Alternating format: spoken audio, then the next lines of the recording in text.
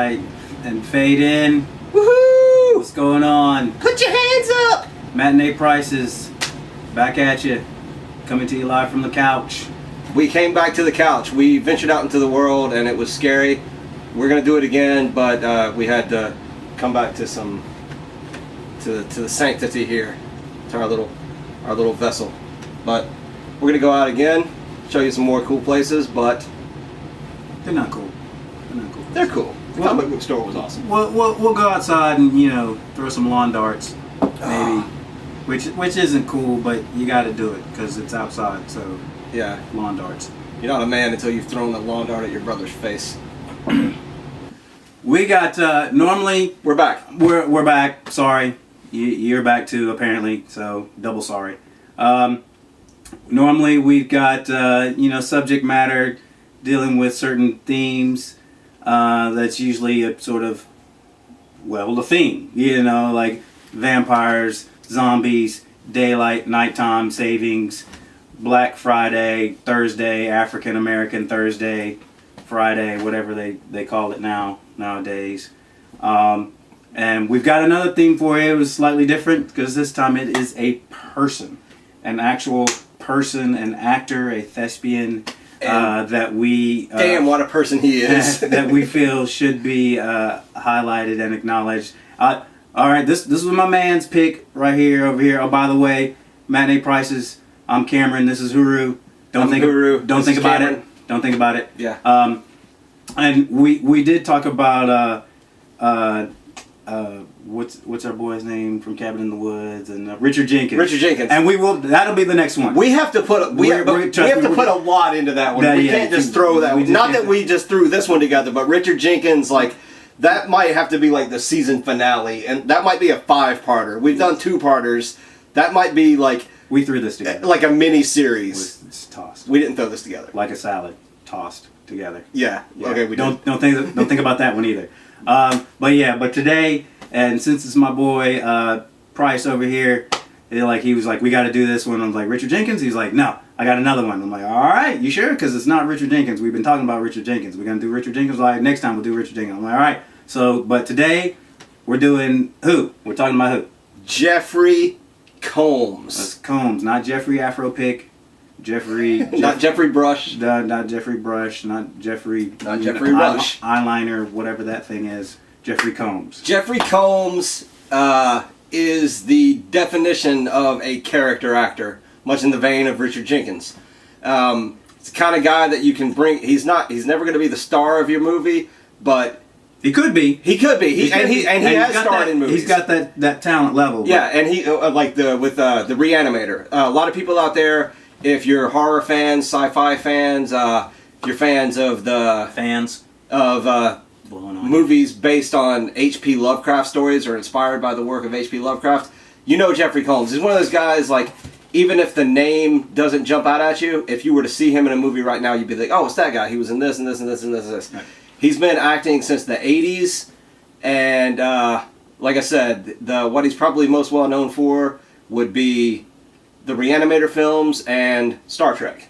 You want to talk about who he was on Star Trek? I actually forgot. I think it was Wayoon on Star Trek Deep Space Nine. He was one of the best parts of that show and what made the show great. But we got which movies are we going? Well, also just a little more on him. He's done a lot of voice work on Hulk and the Agents of Smash, Transformers Prime. He was the voice of Ratchet. He did voices on Ben 10 Omniverse, and he actually played a character named H.P. Hatecraft on Scooby-Doo Mystery Incorporated. What? He was on the show. He played Kevin Burkhoff on that underrated sci-fi show, The 4400. He was in I Still Know What You Did Last Summer. That was underrated? I thought it was pretty good. Really? Yeah. First 2 seasons, then it kind of went off the rails. It lasted longer than 2 seasons? I think it ran for 4 or 5. Man, people are stupid. I think. And a lot of critically acclaim for he did a one-man show as Edgar Allan Poe called Nevermore, which got great reviews. And if you see this guy, you'd be like, he's the perfect person to play. He looks like Edgar Allan Poe. He's a creepy, kind of spindly little dude. He's the voice, the presence, everything about him screams. Real quick before my man launches into and we get into the movies, He also did, since we're talking about his work and television, he did the voice of a character, Justice League, the animated Justice League show that came on Cartoon Network, I believe. And it's like most other shows, like that first season was, kind of rough, which we know all about. Yeah. But, we're talking like your Batman, your Superman, your Wonder Woman. They're kind of big now, in case you haven't heard. And the show was good. It was excellent. It had been built from other shows in the past. So by this time, they're kind of getting their feet under them. Like, we know what we're doing. Plus, it's the big leagues. We got all the big heavyweights in here. And the show was really good. And then it got better. And that was 2 seasons. And then third season, they called it Justice League Unlimited. That is when the show took off. Like, really took it to another level where you're like, okay. And kids could watch it, adults could watch it. If you haven't thought about it, and you were maybe upset with the Superman Batman movie that just came out, and you wanted, like, I thought they could do something really cool with this. They did. It was this animated series, and Jeffrey Combs played a character called The Question, and his character, first of all, he nailed it. Even if you have no idea who The Question is, you watch it, you will know. He nails it. And not only that, what they wrote for his character made the show, it took the show from B+ to A+ instantly. Because of him, his character, and his storyline. He's one of those type of guys. He's not your superstar like a Tom Cruise or a Will Smith, but he can make a show that those guys are in instantly better. That's his talent level, and that's what he does. And that's why we're talking about him. Yeah, like he'll never have the role of like a Brad Pitt or Johnny Depp. But if Johnny Depp or Brad Pitt were doing a movie and they needed like a weird scientist to come in for 2 scenes and steal the freaking movie, you'd cast Jeffrey Combs. So, but today we're going to talk about 2 movies where he had actually fairly sizable roles. One a little bigger, one kind of a smaller role. But we'll start with the tradition of doing them alphabetical order. So start with the Frighteners. Wait, which one came first? Do the one that came first. Didn't Love and 45? Love and 45. Okay. All right, do Love. All right. 1994, Love and a 45. And when a lot of people discovered this movie, a lot of people immediately just said that it was like a slightly less intense, funnier version of Natural Born Killers. This movie actually came out before Natural Born Killers. It's just, it didn't get released in theaters, and a lot of people discovered it on cable or found it at their video store like a year, 2 or 3 years later. And then it kind of got this reputation of being like, oh, it's a ripoff of Natural Born Killers. It actually came out first. It's the story of a man and a woman played by Gil Bellows and Renee Zellweger in her probably first big role.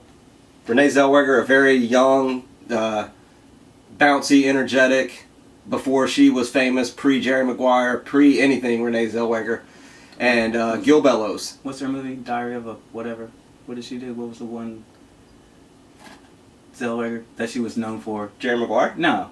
Cold Mountain? Something Diaries. Oh, Bridget Jones' Diaries. Bridget Jones' Diaries. Yeah. I did not step foot near those movies. No. That's why I can't. That's all you. They're very popular. That's your thing. Fine. Yeah. But yeah. But this was like a young, raw, crazy Renee Zellweger, and she's great in this movie. Basically, they're kind of a trailer park couple named Waddy and Starlene, and or Starla. No, Starlene. Starlene. And Starlene. Some stuff goes down, and they become wanted by the law. But it's not like they don't play. It's not like Natural Born Killers where they're playing like sociopathic murderers who don't feel any remorse. Like, all the stuff that happens in this movie is circumstantial. It's not really their fault, and like they like what they do is in self-defense, and it's just they've had a bad hand dealt to them, and so they're on the run from the law. They the media catches on to the story, and there you go. So there's your plot. They're trying to get to Mexico to avoid being thrown in prison. Don't tell them too much plot. No. But since we're talking about Jeffrey Combs, we have to talk about the characters of Creepy Cody and Cody. Dinosaur Bob. Dinosaur Bob. They are, and if you've seen Jeffrey Combs in Reanimator or his character in Frighteners, which we're going to talk about later, you would not believe it's the same actor. Because normally the characters he plays in a movie, it's like, he's like the guy in college that the jocks would like shove into the mud and take his lunch money. In Love and 45, he is a speed freak, Texas redneck mafia enforcer. And you never doubt it for a second. And he's got a partner named Creepy Cody. And they're trying to catch Waddy and Starlene. So already, you know, Yeah. I'm like, all right, Creepy Cody and Dinosaur. Cody and Dinosaur Bob. Write this down. You have you written this down? The 11 name, yeah, just the names of the characters. And they 45. That's the name of the movie. And they work for a guy he's never seen, but he's mentioned a few times in the movie. They work for like a kingpin character named Father Peccaro. Because it's payday for Peccaro. And another instance of a character, an actor, like throwing you for a loop. This movie was made right after Dazed and Confused. And the guy who played Slater, Roy Cochran, the stoner guy with the long hair who's just perpetually whacked out through the whole movie. Yep. He plays also a speed freak, psychotic ex-con murderer. You would not believe it was the same guy from Dazed and Confused. Because he played... I would. You can tell, I mean, from looking at it, Right, it's obvious. yeah, but we can tell. The hippie, peace and love stoner guy from Dazed and Confused versus the tattooed monster in Love and 45. Well, like, I know that white people are crazy, so it's not... Different kind of crazy. Right. So it's kind of like, oh, yeah, you just cut your hair and like tattoo. All right, yeah, I see you. And this movie was directed by a man named C.M. Talkington. I know that sounds like a made-up... who was like, yeah, that's like a made-up name that someone just invents for themselves. Yeah, that's a made-up name. But never really did anything else. He's made a couple of short films, and he made a documentary in 2014 named... If I ever have a kid... Mud, Mules, and Mountains, which I haven't seen, but it's on my list. I'm going to find it because... It's going to be named Starlene Talkington. Starlene... Creepy Cody Starlene Talkington Price. That's gonna be. You gotta throw Dinosaur Bob in there or something. Starlene Dinosaur Talkington Price, and they're gonna get the living crap beat out of them in school. But it'll make them tough. Toughest kid in school. Like a boy named Sue. It'll end up being good for him. They're like that. No, Starlene would beat the crap out of Sue. They're like, I was like, oh, I know what it's like. I'm like, no, you don't. No, you don't. Sit down. Shut up. Speak when you're spoken to. Sit down. Don't speak to you spoken to. Okay, so just see this movie. It's very underrated. Like I said, it's not a ripoff of Natural Born Killers because it was made first. If the extremeness of Natural Born Killers turned you off of it, then this is a good movie for you because it has that same like young lovers running from the law, that same kind of Bonnie and Clyde feel, but it has a more... Even though parts of it are extreme, there's some killing and parts of it get kind of gruesome. There's more heart. The whole movie has kind of a lighthearted feel. Yeah, because it's not nearly as dark. And the two main characters, like I said, Mickey and Mallory in Natural Born Killers, were cold, emotionless psychopaths. Right. And Waddy and Starlene are just kind of like, they're good people. Right. They just have shitty luck. Yeah. So Peter Fonda is in it. Peter Fonda is in this. And there's a little nice little nod to Easy Rider in the movie where when they get to his house, there's they have a lamp in the background. Yeah. That the base of it is the gas tank from the motorcycle. Oh, really? The American flag. Yeah. I didn't realize that. Yeah. So there's a little shout out to Easy Rider. Right on. And he could be playing the same guy. Like he's just this is where he ended up. Right. Jack Nance has a small part in it. If you've ever seen David Lynch's Eraserhead, he played Eraserhead. Right. So he has a small part in it. It's a great movie. The soundtrack, if you were like a 90s alt-rock music nerd, I'm going to be able to rattle some of these off, but I want to refer to my notes. You will. If you were into 90s rock, this is a great soundtrack. Oh, Pearl Jam? The Meat Puppets, the Reverend Horton Heat, Mazzy Star, Flaming Lips, Butthole Surfers, Johnny freaking Cash. Great soundtrack.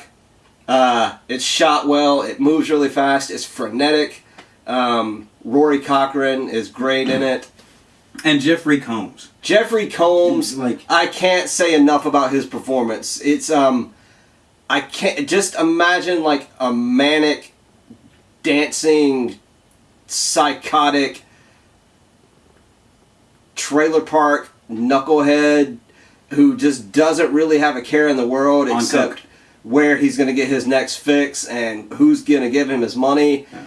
But he does this really interesting accent. Now Jeffrey Combs was born and raised in California, but he's playing this Texas trailer park, mob enforcer, and his accent is dead on, and every line that comes out of his mouth is like every time he speaks, you're like, that's the funniest thing I've ever heard. And then 5 minutes later, he says something else, and you're like, that's the funniest thing I've ever heard. And Jeffrey Combs is one of those guys. He has a very distinctive voice. It's deep, has a dark undertone to it. Once you realize like who he is, like when he was doing the question, the character I said in Justice League, I recognized like, holy crap, they got Jeffrey Combs, that's perfect. I knew it was Jeffrey Combs the moment he started to speak, and even in this, he puts so much energy and frenetic panic and psychosis into his character. Like he actually takes his iconic voice out of his voice. Yeah. So it comes up with something it's wholly something. unique. Imagine James Earl Jones doing a character where he didn't sound like James Earl Jones. Yeah. That's the type of performance he put in to this role and this character in this movie. And it's impressive. He's like he's a vicious psychotic killer, but it's not like you're rooting for him because he's trying to get the main couple. But I'm rooting for there's something about him where you kind of want him to make it. You kind of like just for him to be on screen more. Yeah. You're just like, I don't want this guy to die because then he's not going to be in the movie anymore. Let's mess some more stuff up with Jeffrey Combs. That's Exactly. Like, can we turn this movie into like just messing stuff up with Jeffrey Combs with the tattoo needle? It's like yeah. But anyway, you get the idea. We're going on. Yeah. Moving on to this next movie, but great movie. Jeffrey Combs. Loving a 45. Loving a 45. Check it out. Jeffrey Combs is the freaking man. He will have you in stitches.